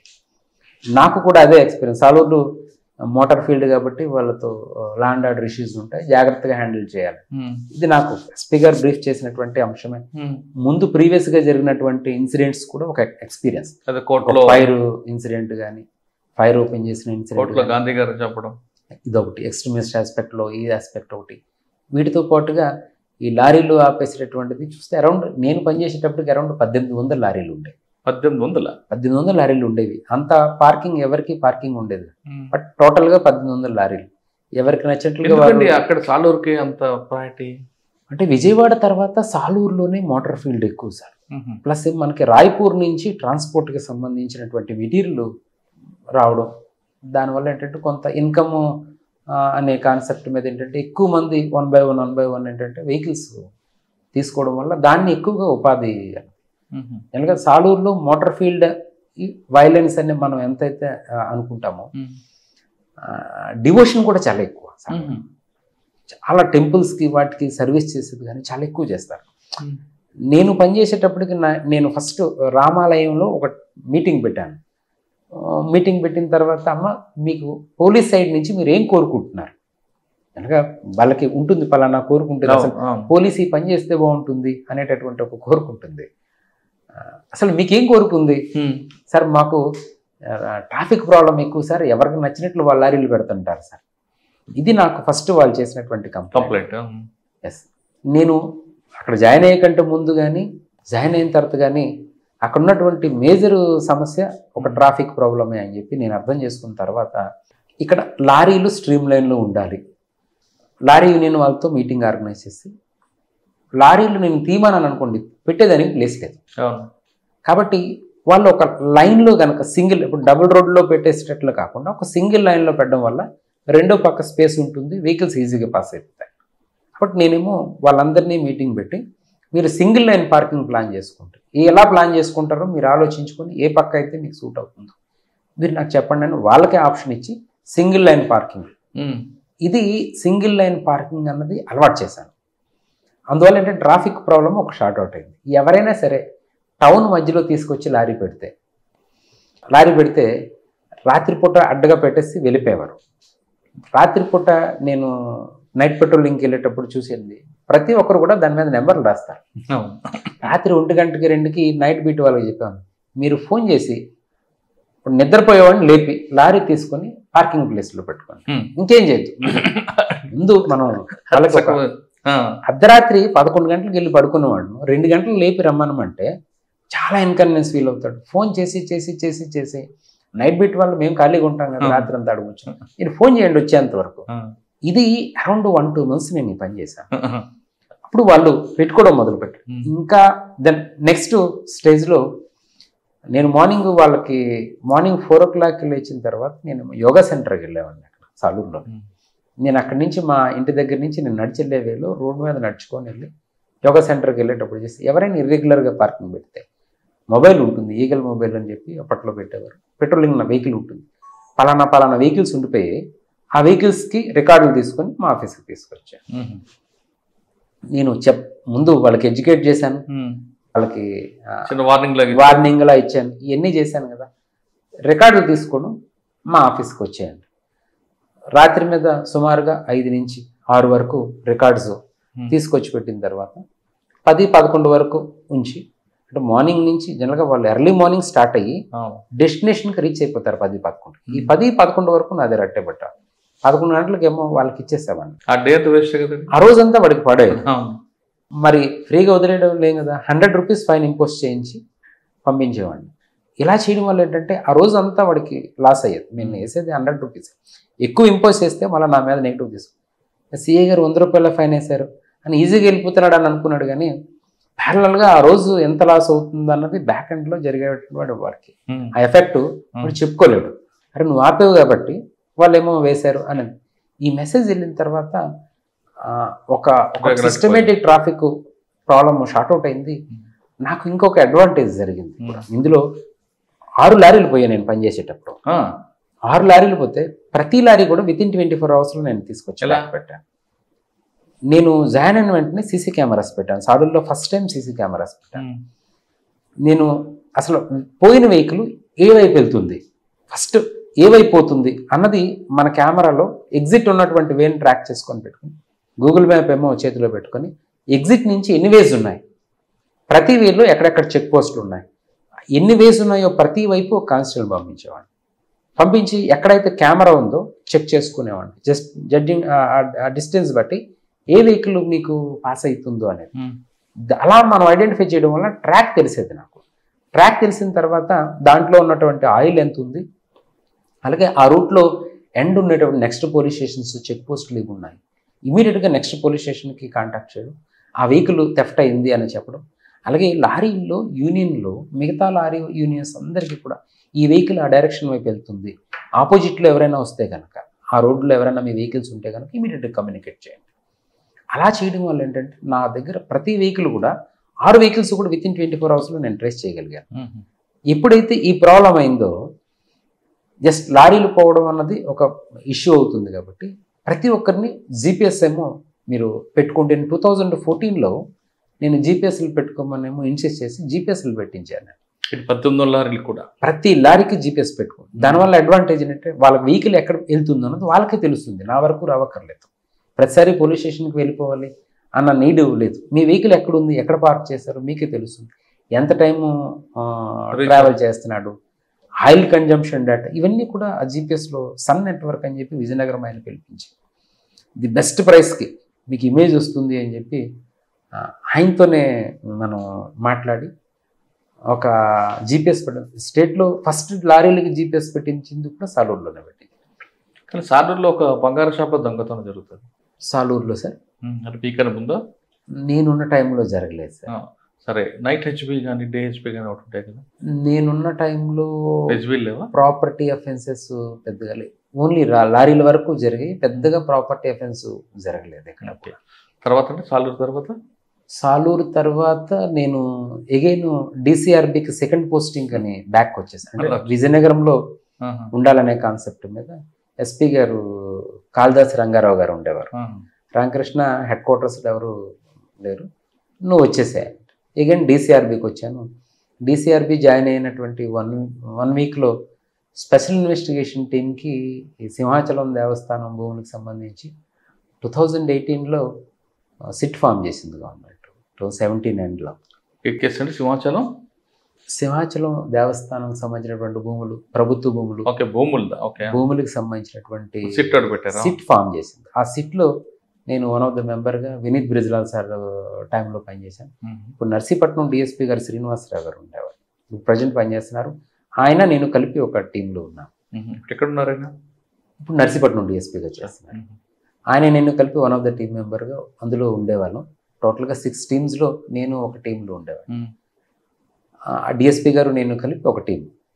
నేను అరౌండ్ వైజాగ్ రూరల్లో గవర్నమెంట్ ల్యాండ్స్ ఎక్కడెక్కడైతే ట్యాంపరింగ్ ఆఫ్ రికార్డ్ జరిగిందో వాటిలో అరౌండ్ 80 ఎంక్వైరీస్ చేశాను. అరౌండ్ 8 months పాటు సిట్లో పనిచేశాను సార్. ఓకే. అది కూడా మంచి ఎక్స్పీరియన్స్. రెవెన్యూలో జరిగేటటువంటి రికార్డ్స్ మెయింటెనెన్స్ ఎక్కడెక్కడ లోపాలు జరిగి ఉంటుంటాయి, ఏ రకమైనటువంటి ఫ్రాడ్ జరిగింది అన్నది ఏదైనా పేపర్ చూసి ఎక్కడ ట్యాంపరింగ్ జరిగింది అన్నది నేను అక్కడ నేర్చుకున్నాను. ఓకే. అప్పటి వరకు రెవెన్యూ రికార్డ్స్ మీద లేనటువంటి హోల్డ్ ఇన్వెస్టిగేషన్లో ఆ ఆస్పెక్ట్ నేర్చుకోవడం వల్ల ఏంటంటే వైట్ కాలర్ అఫెన్సెస్లో రెవెన్యూ రిలేటెడ్ అఫెన్సెస్ ఏవైతున్నాయో ఈ అఫెన్సెస్ ని ఈజీగా ఇన్వెస్టిగేట్ చేయడం అన్నది సిట్లో పనిచేసిన తర్వాత నేర్చుకున్నాను. అది కూడా మంచి ఎక్స్పీరియన్స్. వినీత్ సిట్లో పనిచేసిన తర్వాత స్పెషల్ బ్రాంచ్కి వచ్చాను సార్ విజయనగరం. మళ్ళీ అగైన్ ఎస్బీ ఎలక్షన్స్ ఎస్పీ గారు పాలరాజు సార్ ఉండేవారు. Right now IG technical services. ఎస్బీలో ఎవరు లేరు రామకృష్ణ, నీకు తీసేసుకుంటున్నాను. నేను విజయనగరమే అనే ఆప్షన్తో నేను ఉండేవాడిని స్పెషల్ బ్రాంచ్లో. విజయనగరంలోనే మీరు అంతా ముందుకు వెళ్ళొచ్చు. నేను వైజాగ్ రేంజ్ ఉంది, శ్రీకాకుళం వెళ్ళొచ్చు, విశాఖపట్నం వెళ్ళొచ్చు. ఎడ్యుకేషన్ పిల్లల ఎడ్యుకేషన్ మనం అటు ఇటు జిగ్జాగ్లో ఉంటుంది. వాళ్ళు ఎడ్యుకేషన్ హెడ్ క్వార్టర్ పెట్టుకున్నారు అంతే. పిల్లల్ని అక్కడ పెడదాం అనేటటువంటి ఒక దగ్గర చదివిద్దాం అనే కాన్సెప్ట్ మీద విజయనగరంలో ఉండిపోయింది సార్. ఓకే. తర్వాత ఎస్పీలో ఎంతకాలం చేశారు? స్పెషల్ బ్రాంచ్లో అరౌండ్ 1.5 years పనిచేసాను. అది కూడా మంచి ఎక్స్పీరియన్స్. స్పెషల్ బ్రాంచ్లో పనిచేసేటప్పుడు ఏంటంటే ఎక్కడెక్కడైతే లా అండ్ ఆర్డర్, నేను ఈ జిల్లాలోనే లాస్ట్ 20 years నుంచి ఉన్నాను కాబట్టి ఎక్కడైనా లా అండ్ ఆర్డర్ ఇష్యూ జరగడానికి స్కోప్ ఉంది, అటువంటి ఫీడ్బ్యాక్ ఇమీడియట్గా తీసుకోవడం అండి. ఎలక్షన్లో పనికి వచ్చింది. ఇవన్నీ కూడా ఎలక్షన్స్ కంఫర్టబుల్గా ఎలక్షన్స్ జరిగిపోవడానికి పనికొచ్చాయి. ఓకే. ఆఫీసర్స్ కూడా చాలా వరకు చాలా కోఆపరేట్ చేస్తారు. పాలరాజు సార్ అవనండి, ఇప్పుడు ప్రజెంట్ దామోదర్ సార్ ఎస్పీ ప్రకాశం ఎస్పీ గారు సార్ టైంలో ఎలక్షన్స్లో పనిచేశాను. ఎలక్షన్స్ సార్ పనిచేసింది అరౌండ్ 3 months పనిచేశారు. బట్ అప్పటికి ఒక ఎంటైర్ రికార్డ్ అంతా కూడా ఎస్పీ గారు రామకృష్ణ ఎలా చేద్దామని డైరెక్షన్స్ ఇస్తే దాని ప్రకారం నేను తయారు చేసేసాను. ది బెస్ట్ ప్రిపరేషన్ చేయగలిగేమో. ఎలక్షన్స్ టైంలో ఎక్కడ కూడా ఈవెన్ సింగిల్ ఇన్సిడెంట్ ఎక్కడ కూడా జరగలేదు. స్పెషల్ బ్రాంచ్ నుంచి ట్రైనింగ్ సెంటర్కి వెళ్ళిపోయాను సార్, పోలీస్ ట్రైనింగ్ సెంటర్కి విజయనగరంలో 5 years ట్రైనింగ్ సెంటర్లో పనిచేశాను. అది కూడా మంచి ఎక్స్పీరియన్స్. ఎవరు అప్పుడు మీకు ప్రిన్సిపల్గా రామచంద్రరాజు గారు ఉండేవారు. ఇప్పుడు కూడా రామచంద్రరాజు గారు. అప్పుడు యాజ్ ఎడిషనల్ ఎస్పీగా పనిచేశారు. తర్వాత అప్గ్రేడ్ అయింది, ఆనంద్ బాబు ఉండేవారు. ఇప్పుడు మళ్ళా ప్రిన్సిపల్గా రామచంద్రరాజు గారు వచ్చారు.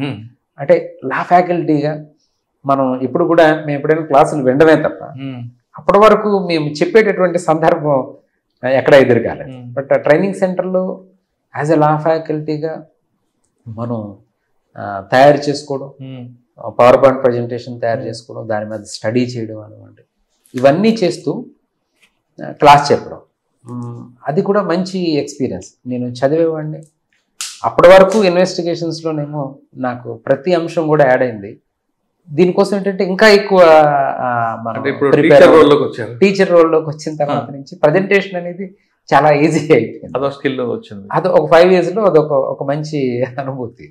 తర్వాత ట్రైనింగ్ సెంటర్ తర్వాత ఈ సర్కిల్లో వచ్చి చేయాలి. ఎస్పీ గారిని కలిసిన తర్వాత ఎస్పీ గారు మీ సర్వీస్ లో 2 మర్డర్ కేసులు 2 కన్విక్షన్ ఎక్కడ? సాలూరులోనే చేశాను సార్. సాలూరులోనే పనిచేసేటప్పుడే నేను జాయిన్ అయిన 15 days కంటే ముందు ఒక టీచర్స్ని కప్పులు, ఇద్దరు వైఫ్ అండ్ హస్బెండ్ని సెంబర మక్కువ వెళ్ళే వేలోనేమో చంపేశారు. ఇది ల్యాండ్కి సంబంధించినటువంటి ఇష్యూస్లో ప్రాపర్టీ ఇష్యూస్ ఉండేవి అప్పటికే. దాని మీద ప్లాన్ చేసి చంపేశారు. ఆ కేసు 15 days తర్వాత నేను ఇన్వెస్టిగేషన్ టేకప్ చేసి అప్పటి వరకు ఉన్నటువంటి ల్యాబ్సెస్ ఏవైతున్నాయో కంప్లీట్గా రెక్టిఫై చేసి ఇన్వెస్టిగేషన్ కంప్లీట్ చేసి tower locations of the accused కూడా అన్ని ఆస్పెక్ట్స్లో ఇన్కార్పొరేట్ చేసి ఛార్జ్షీట్ ఫైల్ చేశాను. అందులో నేనుండగానే ట్రయల్ జరిగింది. అక్కడ పనిచేస్తుండగానే ట్రయల్ కంప్లీట్ అయ్యి వాళ్ళిద్దరికి లైఫ్ ఇంప్రిజన్, నలుగురికి లైఫ్ ఇంప్రిజన్, నలుగురే ముద్దాయిల మీద ఛార్జ్షీట్ వేశాను.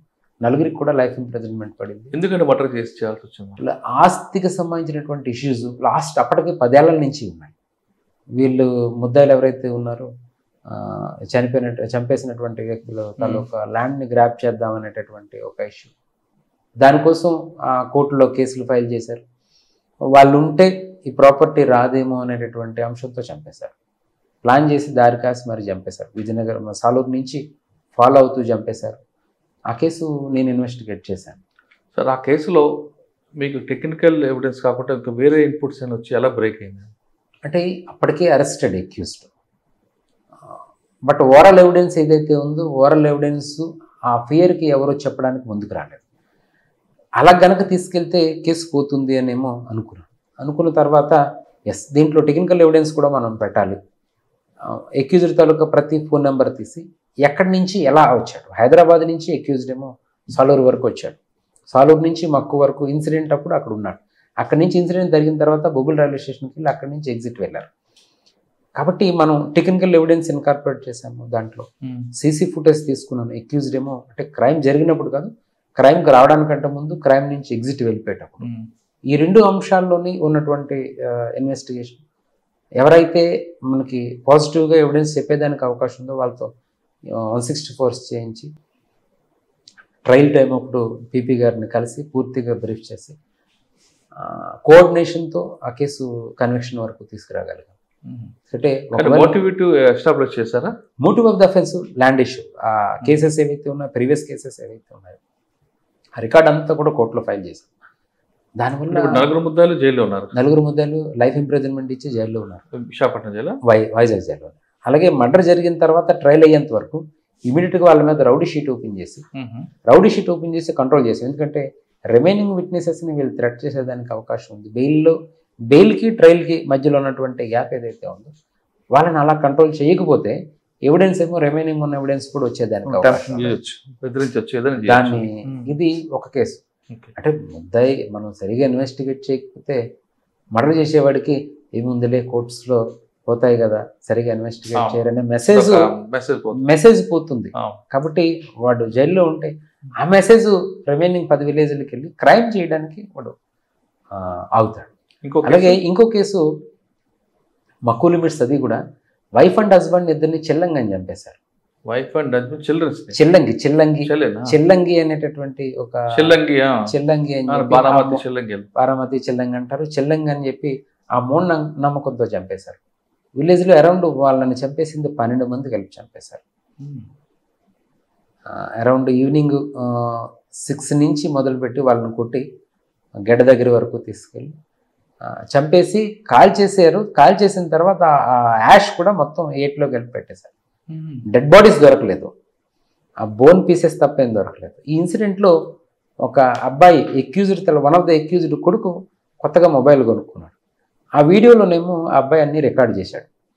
గ్రామానికి పోయిన తర్వాత మనం ఎంక్వైరీస్ అన్నీ చేసిన తర్వాత ఒక మొబైల్లో ఇది రికార్డ్ అయింది అని చెప్పి, అంటే విలేజ్లో అందరూ వచ్చారు, బట్ ఎవరు కూడా మన దగ్గరికి సాక్ష్యం చెప్పడానికి ముందు రావట్లేదు. ఎందుకంటే వాళ్ళు సేమ్ విలేజ్ వాళ్ళందరూ అక్యూజ్డ్ కోఆపరేట్ చేసేటటువంటి సందర్భం. ఇది ఎప్పుడైతే అబ్జర్వ్ చేశామో ఆ టెక్నికల్ ఎవిడెన్స్ అనే ఇన్ఫర్మేషన్ ఉందని ఇమీడియట్గా మొబైల్ తీసుకున్నాం.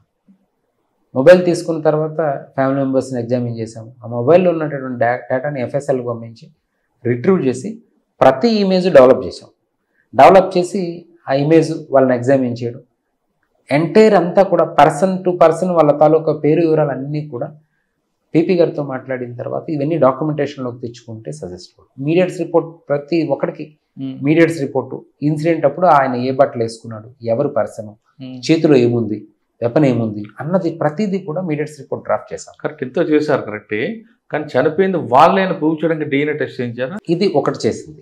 అలాగే డెడ్ బాడీస్ తాలూకా మనం టిష్యూస్ ఏవైతే ఉన్నాయో ఈ టిష్యూస్ని DNAకి పంపించాను ఆ అమ్మాయితో పాటు. ఇద్దరు తాలూకాది కూడా మనం ప్రూవ్ చేసాం. డెడ్ బాడీ ఏదైతే ఉందో డెడ్ బాడీ వీళ్ళ తాలూకా ఆరిజిన్ అని చెప్పి డెడ్ బాడీ ఐడెంటిఫికేషన్ కన్ఫర్మ్ చేసాము, DNA రిపోర్ట్ పంపించి. అలాగే వాళ్ళు తాగడానికంటే ముందు, క్రైమ్ చేయడానికంటే ముందు వాళ్ళు తాగారు. ఈ బాటిల్స్ అయ్యి అక్కడ పడేస్తే అందులో ఫింగర్ ప్రింట్స్ ఎస్టాబ్లిష్ అయ్యాయి. అలాగే వాళ్ళు చంపిన తర్వాత కాల్చడానికేమో పచ్చి కర్రలు కట్ చేశారు.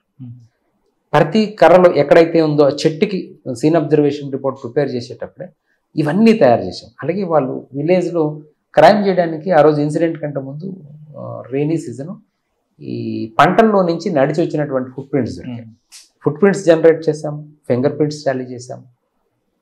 అలాగే వీడియో ఫుటేజ్ ఒకటి మనకి లైవ్ వీడియో ఫుటేజ్ దొరికింది. ఇన్ని ఎవిడెన్సెస్ ఉంటే ఇన్వెస్టిగేషన్లో చిల్లంగి వీళ్ళే పెట్టారు అని చెప్పినటువంటి వ్యక్తి ఒరిస్సా సంబంధించినటువంటి ఆయన్ని కూడా మనం అక్యూజ్డ్ కనుక కార్పొరేట్ చేస్తాం. ఆ కేసులో 12 మెంబర్స్ పెడితే 12 మెంబర్స్ కూడా convicted till last break, last తుది శ్వాస వరకు వాళ్ళు జైల్లో ఉండాల్సింది. ఇప్పటికీ జైల్లోనే ఉన్నారు. This is the first case ఈ డిస్ట్రిక్ట్లో లాస్ట్ బ్రీత్ వరకు లైఫ్ ఇంప్రిజన్మెంట్ ఇచ్చినటువంటి ఫస్ట్ కేసు డిస్ట్రిక్ట్. కానీ వాళ్ళ తరఫున ఎవరు అప్పీల్కి వెళ్ళదు? అప్పీల్కి వెళ్ళిన ఎవిడెన్స్ అంతా కూడా ఇంటాక్ట్ ఎవిడెన్స్, ఎక్కడ కూడా వాళ్ళకి 1% కూడా పాజిటివ్ కానీ. ఓకే సార్, ఇది కాకుండా ఒక రేప్ కేసు పోక్సో, ఇది కాకుండా పోక్సో కేసెస్ అయితే కనుక రీసెంట్గా ఇక్కడ జాయిన్ అయిన తర్వాత సలూరు భోగపురం సర్కిల్లో జాయిన్ అయిన తర్వాత పోస్పాట్ రేగ్ లిమిట్స్లోనే భోగపురంలో మీరు 24 చేస్తున్నారా? 24 sir. Last year almost 1 year రేపు వస్తే కనుక 1 year పూర్తవుతుంది. ఇక్కడ జాయిన్ అయిన తర్వాత ఒక పోక్సో కేసు అయింది సార్. సార్, ఆ కేసు గురించి చెప్పే ముందు ఇక్కడ జాయిన్ అవ్వగానే మీకు వచ్చిన ఛాలెంజ్ ఏముంది? ఈ సర్కిల్లో జాయిన్ అయ్యేసరికి నాకు ఉన్నటువంటి ఛాలెంజ్ ఒకటి రోడ్ యాక్సిడెంట్స్. ఇక్కడేమో నేషనల్ హైవే టువర్డ్స్ NH26 ఒకటి ఉంది, అలాగే NH60 నేషనల్ హైవే ఉంది. ఇక్కడ ఒకటి. ఇది కాకుండా ఈ 3 మండలాల్లో మన పుష్పట్రాక్ కానీ, డెంకాడ కానీ, నెల్లిమర్ల కానీ ఇది పొలిటికల్గా సెన్సిటివ్ ఉన్నటువంటి ఒక ప్రాంతం. కాబట్టి ఏంటంటే ఇక్కడ రిక్వైర్మెంట్ ఇమీడియట్ యాక్షన్ రిక్వైర్. ఏదైనా ఇన్సిడెంట్ వచ్చినప్పుడు మనం ఇమీడియట్గా యాక్షన్ తీసుకోకపోతే అది ఆటోమేటిక్గా మనకి అది పెద్ద ఇష్యూ చేయగలిగేదానికి ఒక అవకాశం ఉంది. ఇది ఒకటి. అలాగే నేను జాయిన్ అయ్యేసరికి చాలా వరకు యూఏ కేసెస్ ఉన్నాయి, పెండింగ్ కేసెస్. అంటే ఒక పోలీస్ ఆఫీసర్ నేను జాయిన్ అయ్యేసరికి అరౌండ్ 456 కేసెస్ ఉన్నాయి. ఈరోజు 3 పోలీస్ స్టేషన్స్లో కలిపి 200 కేసెస్ ఉన్నాయి. 50% ఆఫ్ ద క్రైమ్ మేము రెడ్యూస్ చేయగలిగాము, పెండెన్సీ ఆఫ్ కేసెస్. అలాగే అంటే మేము యూఏ కేసెస్ తగ్గించకపోతే లేజర్ టైం దొరుకుతుంది. లేజర్ టైం దొరికినప్పుడు మేమేమో విలేజెస్కి పోవడం కానీ, క్రైమ్ ప్రివెన్షన్కి ఏమో రోడ్డు మీద పోవడం కానీ ఇది చేసేదానికి మాకు టైం దొరుకుతుంది.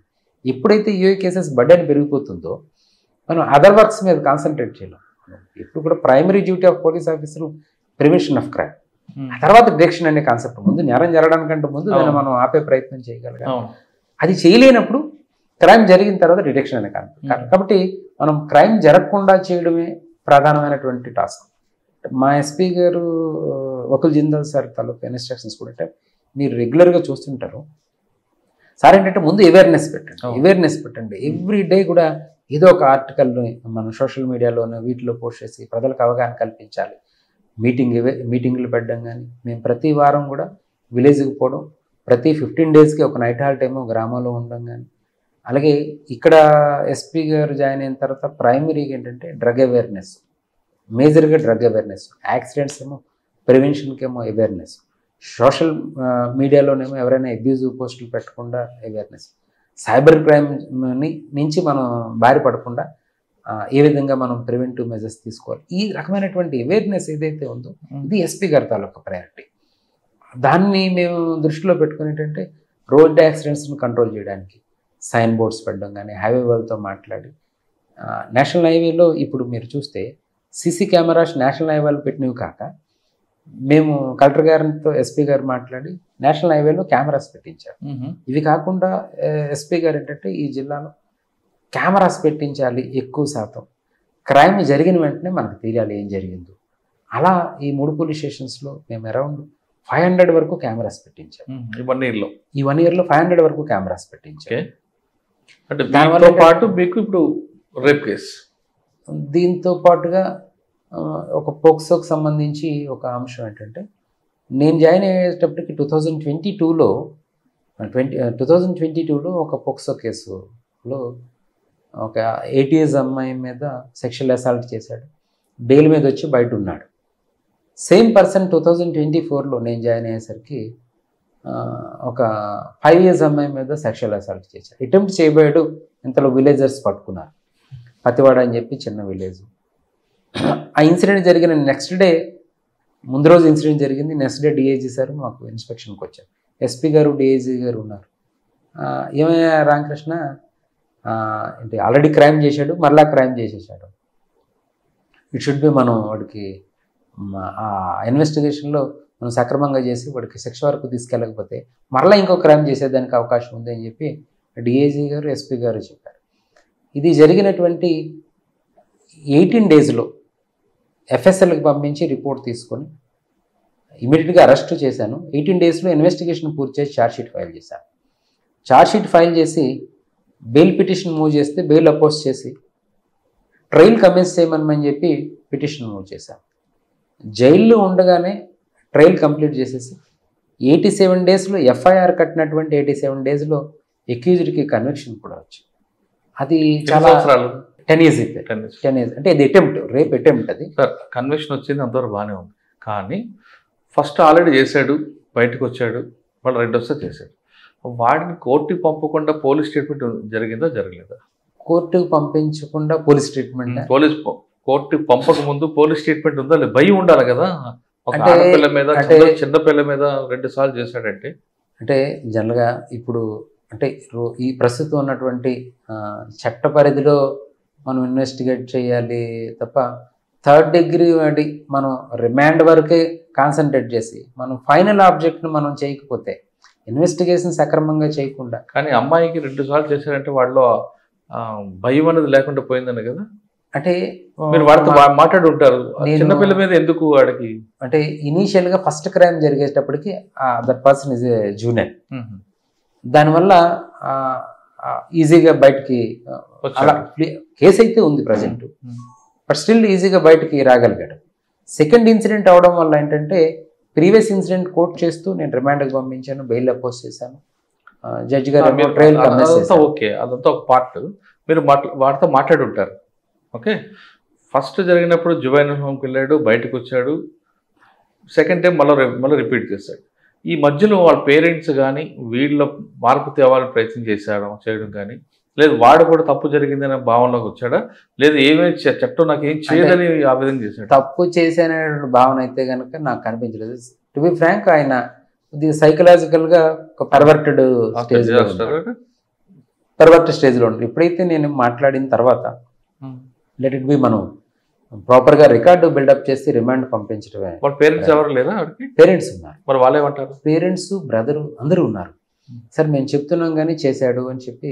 అంటే ఆడు రెండోసారి కూడా చేయడానికి కారణం మీరంట్లకు సైకాలజీ పర్వర్ట్ అయిపోయాడా, లేదు సెల్ ఫోన్లు, మొబైల్ ఫోన్లో చూసి?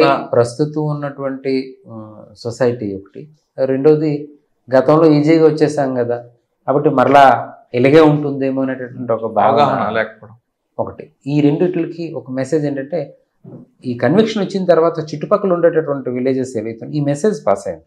ఎస్, ఎక్కడైనా ఈ టైప్ ఆఫ్ యాక్టివిటీ చేస్తే జైలుకి వెళ్ళిపోతారనే మెసేజ్ మేము పంపించగలిగాం. అంటే మనం థర్డ్ డిగ్రీ వాడడం వల్ల, అంటే థర్డ్ డిగ్రీ అనట్లేదు, పోలీస్ ట్రీట్మెంట్ ఉండాలి. పోలీస్ ట్రీట్మెంట్ అంటే మనం అనుకునేటటువంటిది మాట్లాడడం వరకు, ఇంట్రాగేషన్ ఆస్పెక్ట్ వరకు మనం చూసినప్పటికి కూడా, బట్ ఇన్వెస్టిగేషన్ మీద ఇప్పుడు ప్రొఫెషనల్ ఇన్వెస్టిగేషన్ ఏ విధంగా చేయాలనేటటువంటి దాని మీద భోగపురంలో నేను ఇక్కడ జాయిన్ అయిన తర్వాత అంటే ఇప్పుడు కూడా మాకు పోలీస్కి ఇచ్చేటటువంటి ల్యాండ్స్ని ఎవరో ఎంక్రోచ్ చేయడం కానీ ఇటువంటివి జరుగుతుంటే దాన్ని ప్రివెంట్ చేయగలిగాం. మేము ముందు ఫెన్సింగ్ అది ప్రాపర్గా వేసి, ప్రాపర్గా గార్డెన్ అది తయారు చేసుకుని పోలీస్ స్టేషన్కి వచ్చేటటువంటి వాళ్ళకి ఒక చుట్టూ మంచి వాతావరణం కనిపించేలా ప్రయత్నం చేయడం, ఇది మేము చేయగలిగాం. అలాగే సిబ్బంది మెన్ వెల్ఫేర్కి వచ్చేసరికి మోటివేషనల్, మనం మోటివేట్ చేసి పని ఎక్స్ట్రాక్ట్ చేసుకోగలం. అంటే ఇష్టంతో పని చేసేటటువంటి ఒక మెకానిజాన్ని క్రియేట్ చేయగలం. దాంట్లో కూడా నేను సక్సెస్ అయ్యానని అనుకుంటాను. సిబ్బంది అందరూ కూడా వాళ్ళు మనం ఏ వర్క్ అసైన్ చేసినా కూడా చాలా బాగా పనిచేస్తుంటారు. అలాగే ఆఫీసర్స్, మా డిఎస్పీ గారు కానివ్వండి, శ్రీనివాసరావు గారు డిఎస్పీ గారు కానివ్వండి, ఎడిషనల్ ఎస్పీ మేడం ఉన్నారు స్వామిల మేడం, ఇలా ఉంది సరే ఇలా ఉంది అన్నట్టునే వాళ్ళు చాలా పాజిటివ్గా రెస్పాండ్ అవ్వడం. అంటే ఎస్పీ గారిది అయితే అవుట్ స్టాండింగ్ సపోర్ట్. ఎస్పీ గారు ఏంటంటే మమ్మల్ని ఎవ్రీ టైము గైడ్ చేస్తుంటారు. ఇలా ఉంది సార్, ఇలా ఉంది, ఈ ఇష్యూ ఉంది అని మనం చెప్పిన వెంటనే, లేదు ఎలా చేయండి అంటే ఇమ్మీడియట్గా మనం ఏదైనా ప్రాబ్లం ఉంది అంటే కన్సర్న్ ఆఫీసర్స్తో, ఏదో రెవెన్యూ సైడ్ కానివ్వండి, జ్యుడిషియరీ కానీ, ఎస్పీ గారు కన్సర్న్ వాళ్ళతో మాట్లాడడం కానీ, అలాగే మమ్మల్ని గైడ్ చేయడం కానీ, ఇవి చాలా వరకు ఎస్పీ గారు మాకంటే ఎక్కువ. మీరు ఎస్పీ గారిని అబ్జర్వ్ చేస్తే 10:30కి ఆఫీస్లో కూర్చొని 6:30 వరకు కూర్చొని ఉంటారు కంటిన్యూస్గా, ఎప్పుడు అవైలబుల్. సరే ఇది ఆఫీస్ టైం అని అనుకుంటాం కదా, మీరు ఎప్పుడైనా సరే మనం ఆఫీస్ టైం దాటిపోయింది అని అనుకున్నా మీరు ఫోన్కి కూడా ఎనీ టైం ఫోన్కి అవైలబుల్ ఉంటారు, చాలా బాగా రెస్పాండ్ అవుతారు. ఒకవేళ ఫోన్ లిఫ్ట్ చేయకపోతే ఒక 10 నిమిషాల తర్వాత అయినా సరే వెంటనే కాల్ బ్యాక్ చేసి నేను ఇందాక ఫోన్ చేసి దాంట్లో అదర్ ఇష్యూస్లో ఉన్నాను. కాబట్టి నేను ఇక్కడ పనిచేసినటువంటి ప్రస్తుతం కూడా చాలా హ్యాపీగా, నేను పనిచేసిన ప్రతి ఆఫీసరు కూడా చాలా మంచి ఆఫీసర్స్ దగ్గర పనిచేశాను, ఇప్పుడు కూడా చాలా హ్యాపీగా అనిపిస్తుంది. అలాగే ఇంకొక ఆనందం అనిపించేటటువంటి అంశం ఏంటంటే మేము ఫస్ట్ పబ్లిక్ని మనం సాటిస్ఫై చేయగలిగితే పోలీస్ అనేటటువంటి ప్రజెన్స్ ఆఫ్ పోలీస్ కూడా ఏంటంటే పర్పస్ పబ్లిక్ అనేటటువంటి వాళ్ళకి ఉపయోగం కోసం. కాబట్టి వాళ్ళ వచ్చిన కంప్లైంట్ని ఇమీడియట్గా మనం యాక్షన్ తీసుకోవాలి. ఒక మంచి మెసేజ్ ఏమో పోలీస్ బాగా పనిచేస్తున్నారు అనేటటువంటి ఒక మెసేజ్ ఇవ్వాలి అనేటటువంటిది ఆ కాన్సెప్ట్తోనేమో ఇక్కడ పనిచేస్తున్నాం. ఈ 1 year కూడా చాలా హ్యాపీగా అయిందని నేను అనుకుంటున్నాను. ఓకే సార్, ఫైనల్గా చెప్పండి, మీకు చాలా సర్వీస్ ఉంది కానీ ఒక గోల్ ఉంటుంది ప్రతి ఆఫీసర్కి, ఆ గోల్ ఏంటి? నా గోల్ అయితే కనుక నా గోల్ అయితే నేను ఇక్కడ కూర్చునే ఇన్స్పెక్టర్ కదా, డిఎస్పీ అడిషనల్ అయినా సరే ఒక గోల్ రీచ్ అవ్వాలి. నా గోల్ అయితే కనుక మీకు చెప్తున్నాను కదా సార్, పోలీస్కి పబ్లిక్ ఏమి యాంటిసిపేట్ చేస్తున్నారో పోలీస్ అది చేయగలగాలి. అలా మనము ఒక మంచి ఇమేజ్ జనరేట్ చేసుకోగలగాలి. పలానా ఆఫీసర్ పనిచేసేటప్పుడు మేము చాలా హ్యాపీగా ఉన్నాము. నేను ఇప్పటికీ పనిచేసేటప్పటికి చాలామంది పబ్లిక్ వస్తుంది, సార్ మీరు పనిచేసేటప్పుడు పలానా ఆస్పెక్ట్ చేశారు. నా గోల్ అయితే కనుక ఫైనల్గా నేను పనిచేసినటువంటి ఎక్కడైతే పనిచేస్తానో అక్కడ ఎంతో కొంతేమో మనం పోలీస్ సైడ్ నుంచి ఏమి పబ్లిక్ ఎక్స్పెక్ట్ చేస్తున్నారో అది మనం చేయగలగాలి.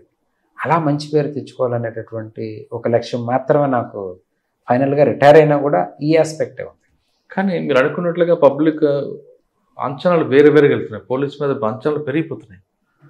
పోలీస్ అనగానే వాళ్ళకి చాలా ఆశలు అన్నీ కనిపిస్తుంటాయి, అవన్నీ రీచ్ అవ్వడం కష్టం. అంటే సాధ్యమైనంత వరకు ఒక ప్రయత్నం చేయడం సార్. అంటే మనకి 90% పిటిషనర్స్ చిన్న ఇష్యూస్కి మన దగ్గరికి వస్తారు సార్.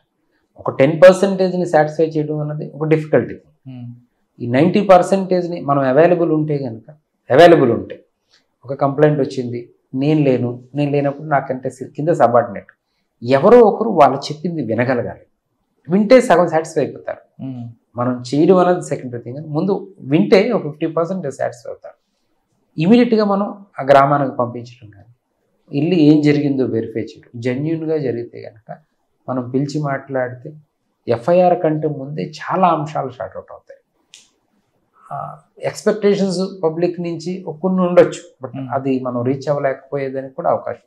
అంటే చాలా 24/7 ఏమో మా విలేజ్లో ఒక పోలీస్ పర్సన్ ఏమో తిరుగుతూ ఉండాలి అని అనుకుంటే మన దగ్గర ఉండేటటువంటి మ్యాన్ పవర్ ప్రతి విలేజ్కి పంపించేదానికి అవకాశం. ఇప్పుడు పబ్లిక్ ఎలాగనుకుంటున్నారంటే ప్రతి గ్రామానికి కాదు, తన ఇంట్లో ఏం జరిగినా పోలీస్ ఉండాలి కదా, పోలీసు లేడని అడుగుతున్నారు. ఇది సాధ్యం అవ్వాలంటే జనరల్గా రిక్రూట్మెంట్ ప్రతి వ్యక్తికి పోలీసు ఇవ్వలేరు కదా. ఇది రిక్రూట్మెంట్ మనకి ఉన్నటువంటి సిబ్బంది ఎంతమంది అయితే ఉన్నారు అంతమందిలోని మనం మ్యాన్ పవర్లో ప్రయారిటీ టాస్క్ ఏదైతే ఉందో దాన్నే చేయగలం. ఇప్పుడేమో ప్రయారిటీగా డయల్ ఎమర్జెన్సీ సిచ్యువేషన్స్లో మనం వితిన్ 30 minutes లోపు మనం ఇమీడియట్గా సీన్కి పోవడం కానీ ఇది చేయగలుగుతున్నాం. ప్లస్ ఏదైనా ఇన్సిడెంట్ జరిగితే అది పెద్దదైతే కనుక ఇమీడియట్గా ఆఫీసర్స్ ఏమో ప్రజెంట్ ఉంటారు, దాన్ని షార్ట్అవుట్ చేసే ప్రయత్నం చేయడం కానీ, లేదు పోలీస్ స్టేషన్ కంప్లైంట్ వస్తే దాన్ని ఇమీడియట్గా యాక్షన్ తీసుకోవడం, ఈ ప్రయత్నం చేయగలుగుతున్నాం. దాంట్లో నేనైతే కనుక ప్రీవియస్గా చూసినప్పటి నుంచి ఇప్పటి వరకు కూడా పోలీస్ ఏంటంటే ఒకంత అడ్వాన్స్ టెక్నాలజీ వాడుకొనేమో అడ్వాన్స్ పొజిషన్లోనే ఉందని నేను అనుకుంటున్నాను. రిటైర్ అయ్యే వరకు తన పనితీరు ఎక్కడ మార్చుకోకుండా మెరుగ్గా చేసుకుంటానంటున్నారు రామకృష్ణ గారు. ఎక్కడ పనిచేసినా తనకు ఒక మార్పు ఉండాలి, రిటైర్ అయిన తర్వాత ప్రజలు తన గుర్తుపట్టేలాగా పనిచేస్తానంటున్నారు రామకృష్ణ గారు. ఒక లక్ష్యం చెప్పుకున్నారు. ఖచ్చితంగా ప్రతి వ్యక్తి కూడా ఎంతకాలం ఎక్కడ పనిచేస్తామని కాదు, పని చేసిన తర్వాత కూడా వెళ్ళిన తర్వాత ప్రజలు మర్చిపోకుండా ఉన్నారంటే ఆ పోలీస్ ఆఫీసర్ యొక్క పనితీరు ఎప్పటికీ ఉంటుందంటూ రామకృష్ణ గారు చెప్తున్నారు. ఖచ్చితంగా మీరందరూ డిపార్ట్మెంట్ రండి, రామకృష్ణ గారి లాగా మీరు కూడా ఒక లక్ష్యంగా వెళ్ళండి, ప్రజలు మీకు ఎప్పటికీ గుర్తుపెట్టుకుంటారు అన్నది మనకు అర్థమవుతుంది. ఇది రామకృష్ణ గారితో ఎక్స్క్లూజివ్ ఇంటర్వ్యూ. వచ్చే వారం మరో గెస్ట్తో మళ్ళీ కలుద్దాం. అంతవరకు నమస్తే. Thank you very much. All the best. మీ లక్ష్యం ఖచ్చితంగా నెరవేరండి. Thank you sir.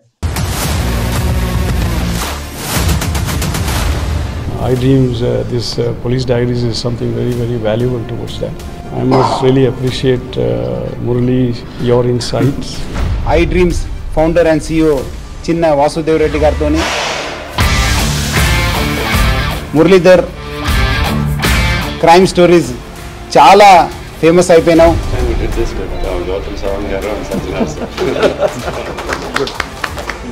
Well done. Congratulate him for doing so well. And I congratulate him, his boss also. So well.